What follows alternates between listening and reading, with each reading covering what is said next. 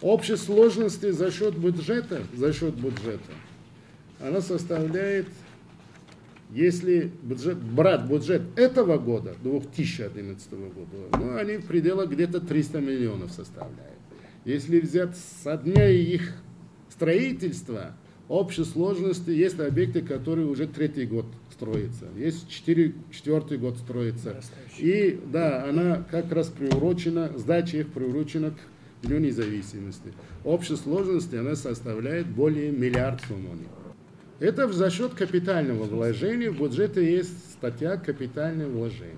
Это в основном строительство школ, поликлиник, больниц. То есть они были предусмотрены бюджеты. Они были заранее заложены. Есть объекты, я говорю, в течение 3 лет строятся. Есть переходящие с прошлого года. Есть школы, которые сегодня сдаются в объеме капитального вложения, допустим, 27 миллионов сомони, но они были планированы на сдаче их на 2 года, допустим. Понимаете?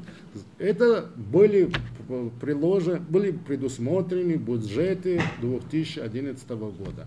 Да, мы выделяли дополнительно выделяли в объеме 11 миллионов сомони для строительства интерната в Шушанском районе, чтобы ее тоже приурочить, ее сдачи к Дню независимости. Это интернат.